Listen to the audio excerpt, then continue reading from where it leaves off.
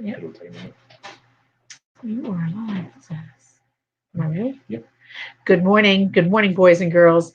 Let's review for just a second. Last week, we were talking about a beautiful baby boy who was born in Egypt to a Hebrew family. Does anybody remember what book of the Bible we were in? That's right, it was Exodus. Well, guess what? I'm not going to be bringing you a message today. Miss Suzanne would like to talk to you, boys and girls, this morning, and she's going to bring you the next steps in Moses' life. I love you. I will see you all on Thursday. And right now, I'm going to turn it over to Miss Suzanne.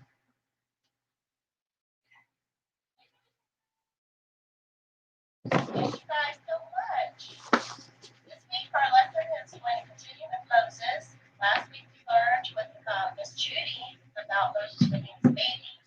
And now he's grown up and we're in the book of Exodus, chapter 3, verses 6 through 13. And Moses really is going to make that choice. He's going to run away. He wants to go far away from Egypt. And he's a shepherd now, and he's married. He has sons of his own.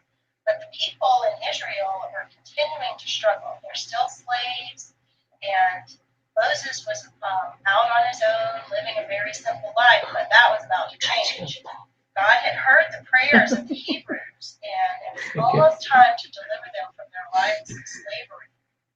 And one day when Moses was out tending to his sheep, he saw something in the distance, and it was fire. And as he got closer, he could see that it was a bush. The bush had fire in it, but it wasn't burning up. And Moses was amazed, and he moved closer, and as he got very close to the bush, he heard a voice. And it said, Moses, Moses. And he replied, Here I am. Moses, take off your shoes. You are standing on holy ground. The voice spoke again and said, I am the God of your father. And Moses hid his face because he was afraid to look at God. God told Moses that he had heard the cry of his people and he was going to save them from slavery and the Egyptians. And Moses was going to lead the Hebrews out of Egypt to a good and large land. Well, Moses was afraid. And God told him he would be with him. And Moses said to God, when I see the Hebrews and tell them that the God of your father has sent me, what do I tell them when they ask me for your name? And God said to Moses, I am who I am. I am has sent me.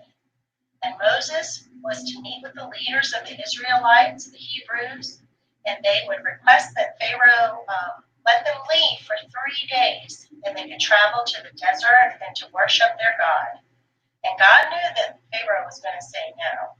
And God would punish him in Egypt with this outstretched hand, and eventually Pharaoh would let them go.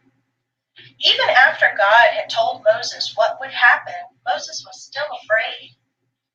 And he was afraid that people wouldn't believe him. So God told Moses that he could throw his staff, that long stick that he would carry when he was a shepherd, throw that on the ground, and it would turn to a snake.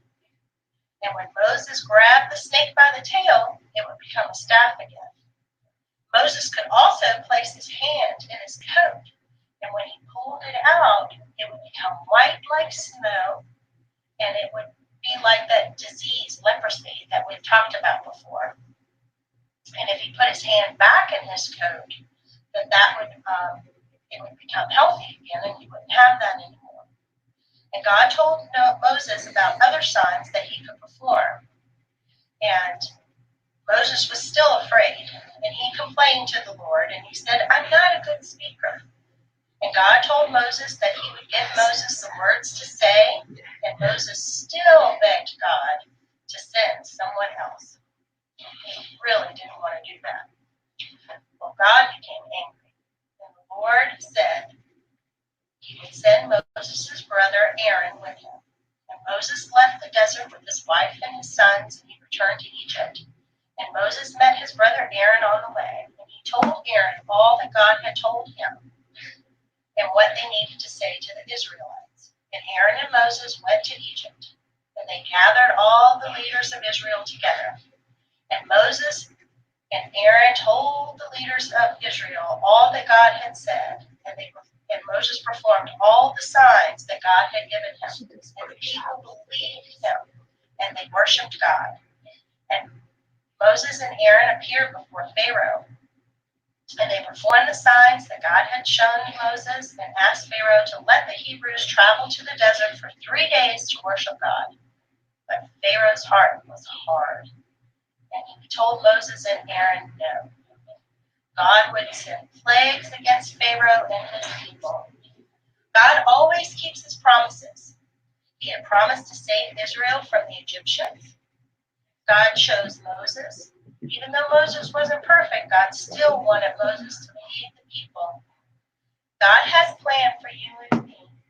He loves us, and he wants you to use your special talents in a way that will glorify him. God is always here to help us. He is always by our side. He is always with us. He is always with you. God doesn't leave his children. I'll see you soon, boys and girls. I miss you so much. Thank you, Miss Suzanne. And boys and girls, I will see you on Thursday. I hope you have a wonderful week. And if you need to get in touch with us, your moms and dads and grandmas and grandpas know how to do that. We love you. Y'all have a good week. Bye.